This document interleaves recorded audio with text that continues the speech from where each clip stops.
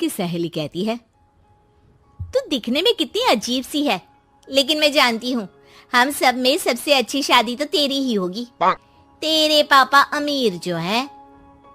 और बता नहीं सकते यार, दहेज तो हर कोई देता है, ये क्या ज्यादा ले जाएगी अपने पति के लिए? अरे बड़े शहर में कोठी है इसके पापा की। अरे पापा की है ना, कौन सी इसकी है? इसकी होती तब तो कोई भी लड़का इससे शादी कर लेता। अरे पापा की मतलब पापा की है तो मेरी ही है ना? किसने कहा? अब तेरी तो तब होगी ना जब तेरा भाई ना हो। वैसे भी शादी के बाद सारी प्रॉपर्टी भाई के नाम होती है। सृष्टि समझ जाती है कि उसे किसी भी हालत में माँ बाप की सारी प्रॉपर्टी को अपने नाम करना है, लेकिन कैसे? एक दिन सृष्टि का भाई शीनू कहता है, बहन क्या कर रही है? तुझसे एक बात करनी है। अरे हाँ करना, मैं तो तेरी बहन हूँ। बहन मेरी लाइफ में ना एक लड़की है, बहुत अच्छी है। मैं सोच रहा हूँ माँ और पापा से बात करूँ शादी के लिए। सृष्टि को समझ में आ जाता है कि भाई की शादी होते ही भाभी उसे एक दिन भी घर में बर्दाश्त नहीं करेगी। क्या बात है भाई, बताना कौन है वो? यार वो बहुत अच्छी लड़की है, पढ़ी लिखी है, मेरे साथ जॉब भी करती है। बस एक प्रॉब्लम है। हाँ प्रॉब्लम? क्या प्रॉब्लम है भाई? यार वो शादीशुदा है, लेकिन उसके पति ने उसे सिर्फ इसलिए छोड़ दिया क्योंकि उसके माँ बाप दहेज नहीं दे पाए। सृष्टि ये सुनकर न जाने क्यों खुश हो जाती है। अरे भाई तो क्या हुआ, लड़की तुझे तो पसंद है ना? शीनू को लगता है कि बहन उसे समझ रही है। वो इस बात से अनजान होता है कि उसकी बहन की मंशा पूरा घर हड़पने की है। सृष्टि अपनी माँ से कहती है, मम्मी मुझे तो बहुत चिंता है, पता है शीनू क्या कर रहा है? अरे क्या कर रहा है, वो तो काम पर जाता है और वापस घर आता है। नहीं ना माँ, वो यही तो नहीं कर रहा, बाकी सब कर रहा है।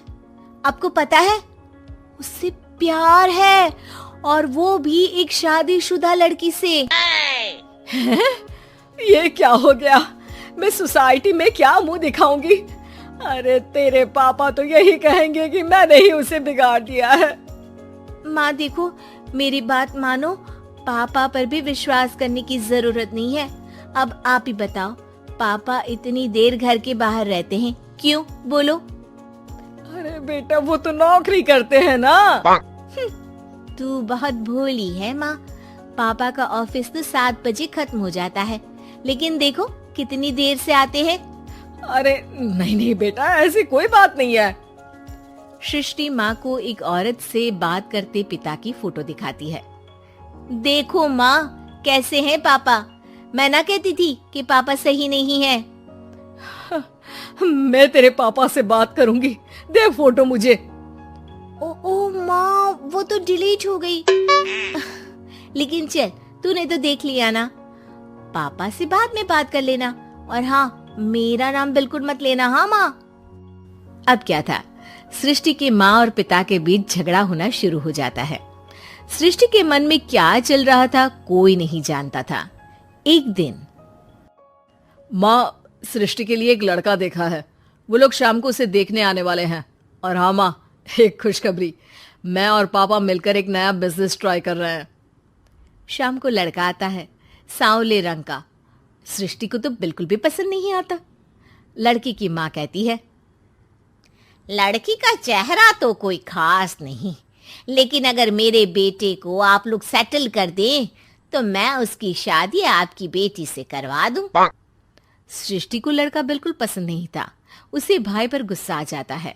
लड़के वालों के जाने के बाद कहती है, माँ देखा शीनू मेरे लिए कैसा लड़का लेकर आया, न दिखाने लायक न सुनने लायक, सेटल भी नहीं, वो भी हम करे। अरे माँ मैं जानती हूँ ये मेरी शादी किसी भी घर में क्यों करवाना चाहता है। अरे कैसी बात कर रही है बहन, तूने तो देखा ना, लड़के को मैंने ही मना कर दिया तुझसे शादी के लिए। जिसने लड़का बताया था उसने उसकी बहुत तारीफ की थी। बात आई गई हो जाती है, लेकिन सृष्टि का मन शांत नहीं होता। क्या करूं, कुछ समझ में नहीं आ रहा। मेरी शादी हो गई तो ये लोग पूरी प्रॉपर्टी शीनू के नाम कर देंगे, मेरे हाथ तो कुछ लगेगा ही नहीं। तभी सृष्टि को आइडिया आता है। वो किसी वकील को फोन करती है। जी देखिए, अगर आपके मम्मी पापा का तलाक हो जाता है तो आपके पिता की आधी प्रॉपर्टी आपकी माँ के नाम हो जाएगी, फिर उसे वो किसी को भी दे सकती है। सृष्टि अब माँ को बेटे के खिलाफ भरती है। माँ, शीनू पर नजर रखा करो, वो जिस लड़की के प्यार में है ना वो शादीशुदा है। यहाँ आएगी, सारा पैसा, रुपया, जमीन, जायदाद सब हड़प लेगी। पापा का भी हाल तुमसे छुपा नहीं है।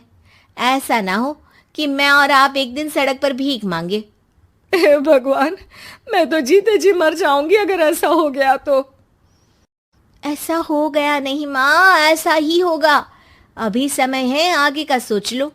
मैं तो कहती हूँ पापा से आधी प्रॉपर्टी लेकर अलग हो जाओ। पापा की आधी प्रॉपर्टी भी हम लोगों को अगर मिल जाती है ना तो अगले 7 जन्म सफल समझो। बेचारी माँ बेटी के कहने पर पति से तलाक लेकर अलग हो जाती है। सृष्टि अब पैसों से गाड़ी और अपने दूसरे महंगे शौक पूरे करने लगी। उसके दोस्त भी उसके पैसे इस्तेमाल करते। सृष्टि, कल तुम कहाँ थी? मैं सारा दिन घर पर अकेली थी। तो मैं क्या करूं? मैंने ठेका तो नहीं लिया है ना तुम्हें संभालने का। माँ को सृष्टि से ये उम्मीद नहीं थी। वो बैठकर रोने लगती है। वहीं उसका पति यानी कि सृष्टि के पिता आ जाते हैं। मैं जानता था कि तुम्हारा यही हाल होगा, तो आपने मुझे रोका क्यों नहीं? मैं रोकता तो तुम रुकती क्या?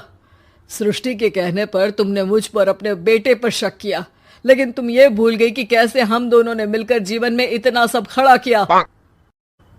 माँ पति के गले लग जाती है।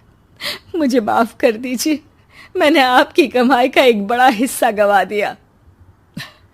कोई बात नहीं, तुम साथ हो तो मैं ऐसी 7 प्रॉपर्टी खड़ी कर दूंगा। तभी वहां सृष्टि आ जाती है रोते हुए। माँ, मयंक ने मुझे छोड़ दिया। वो बोल रहा था जब तक मेरे पास पैसे थे तब तक ही वो मेरे साथ था। पापा, माँ, मुझे माफ कर दीजिए।